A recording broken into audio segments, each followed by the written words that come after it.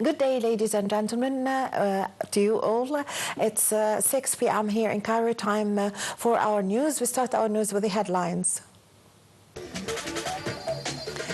President Sisi chairs separate meetings, health and education ministers.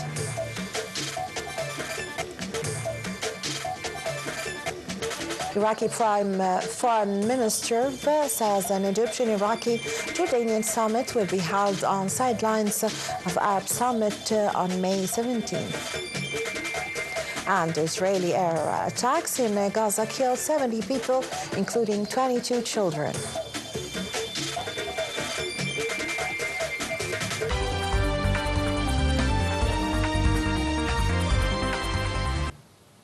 Welcome back. The news in detail. President Abdel Fattah al-Sisi on Wednesday urged an upgrade of the social and economic situations of health workers and an increase of their participation at career training programs, as well as using artificial intelligence applications in health sector. The president's remarks came at a meeting he held with Prime Minister Mustafa Madbouli and Deputy Prime Minister for Human Development, Minister of Health and Population Khalid Abdel Ghaffar. The meeting tackled ministerial work in the file of human development, including efforts to implement the National Human Development Project that aims at enhancing the cultural, educational and sports capabilities, as well as physical, psychological, social health of future generations nationwide. Deputy Prime Minister of Human Development also reviewed steps taken among the National Strategy for Population and Development as part of the Bidaya presidential initiative that aim at enhancing demographic aspects. The President also was briefed on national health as medical projects across the nation, including enhancing universal health insurance coverage. President Abdel Fattah al-Sisi on Wednesday have stressed the top priority status the state attaches to improving the educational system. The president made the remarks at a meeting with Education and Technical Education Minister Mohammed Abdul Latif and the Egyptian Military Academy Director Lieutenant General Ashraf Salim Zahir. The president emphasized that focus on the human resources in the educational system through optimal selection and continual qualification of teachers will reflect positively on the quality of education. Presidential spokesman Ambassador Mohammed al-Shinawi said the meeting have reviewed several aspects of qualification process of education-related cadre, on top of which building and enhancing teachers' abilities and talents.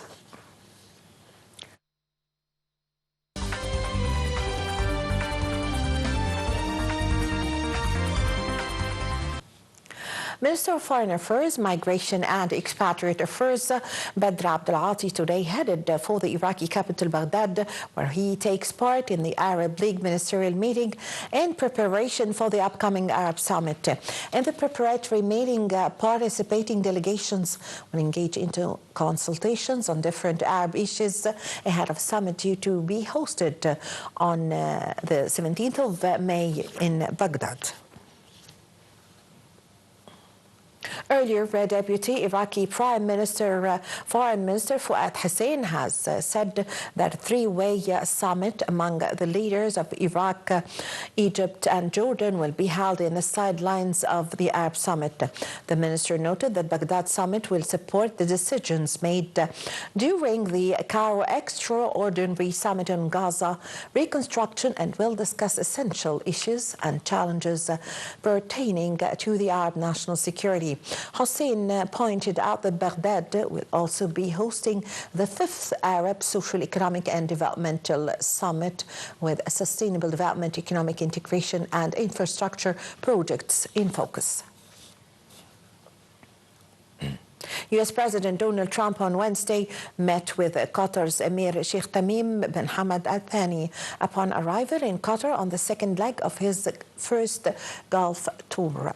Ahead of departing the Saudi capital Riyadh, where he kicked off the Gulf tour, the U.S. President addressed a U.S. Gulf Summit meeting on Wednesday with Gulf Cooperation Council's member states.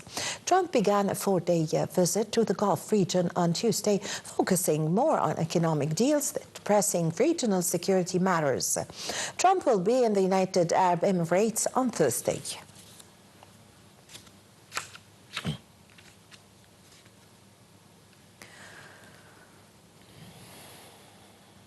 For his part, Saudi Arab's Crown Prince Mohammed bin Salman said that Arab Gulf states were seeking to work with the U.S. to de-escalate tensions in the region. He was addressing the U.S. Gulf Summit in Riyadh as the Israeli war in Gaza continued to drag on disabilities the Middle East. Prince Mohammed bin Salman also praised the U.S. president's decision to lift sanctions on Syria. U.S. President Donald Trump met with the new Syrian leader in the stunning engagement on Wednesday in Saudi Arabia. The meeting between Trump and Syrian interim President Ahmed al-Shara was the first such encounter between the two nations' leaders in 25 years. It took place on the sidelines of Trump sitting with the leaders of Gulf Cooperation Council. Turkish President Recep Tayyip Erdogan joined the meeting between Trump, Saudi Crown Prince Mohammed bin Salman and al-Shara via a phone call. On Tuesday, Trump said he would lift sanctions on Syria at a request from Saudi Arabia.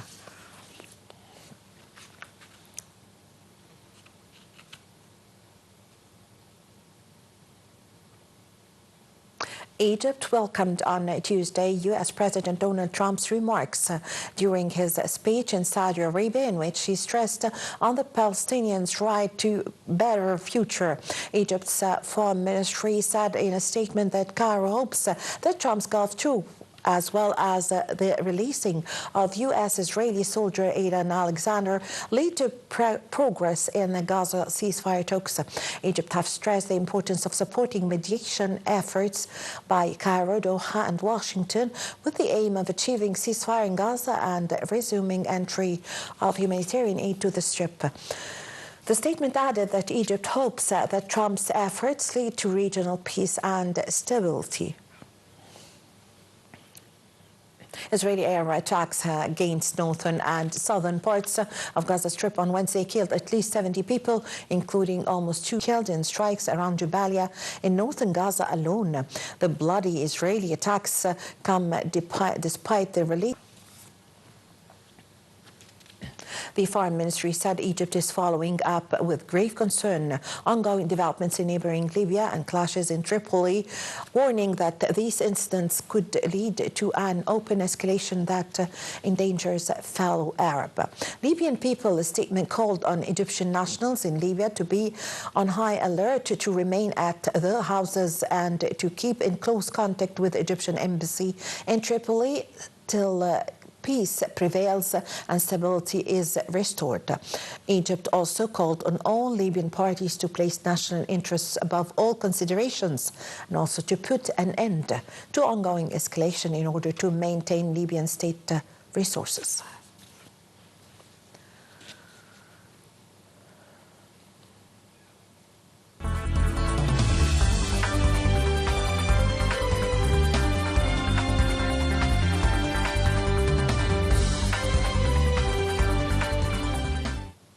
Now with the economy news, as Minister of Planning, Economic Development and International Cooperation, Rania Al-Mashat, today said that the national economy regained its growth with the start of economic reforms in March 2024. She clarified that the growth rate started to rise in the fourth quarter of 2024 at 2.4%, then posted a 3.5% and 4.3% growth in the first 2 quarters of the current fiscal year.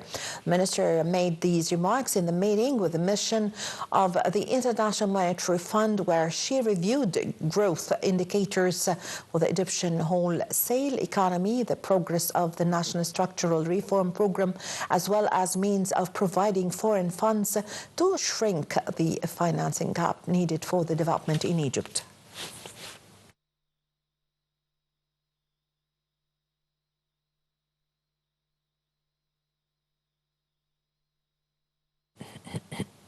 Chief of the Suez Canal Authority, Osama Rabia, said today that the current challenges in the Red Sea region have revealed the canal's importance in the sustainability of the global supply chains and its direct impact on the rising operation costs of maritime trips. Rabia made these remarks as he met a delegation of AP Moller Maersk Group on boosting joint cooperation, inviting the group to adjust its sailing schedule and gradually start passing through the canal's waterway in light of the positive developments in the Red Sea region. He also pointed out that the authority have provided temporal incentives and discount of 15% on the containers loaded with more than 130,000 tons to encourage global navigation lines to pass through the canal. Egypt's markets closed in fluctuation of the close of today's transactions amid selective purchases on blue chips against profit-making on the medium and smaller scaled shares. The market capital of listed companies have crossed 2.2 trillion Egyptian pounds amid net dealings of 53.6 billion. Benchmark index EGX 30 rose 0.4% above the 31,820 point mark. The equal-weighted indices EGX 70 and the EGX 100 both dipped 0.3%.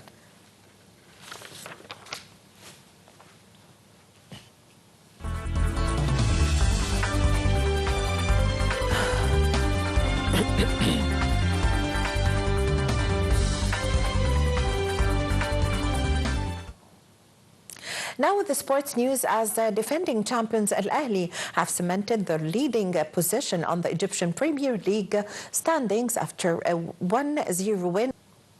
While Casper Van Euren made a surprise on stage for a Giro d'Italia to claim the first Grand Tour victory of his career. The 23-year Dutchman dug deep to hope of remaining in the World Tour, facing the prospect of relegation.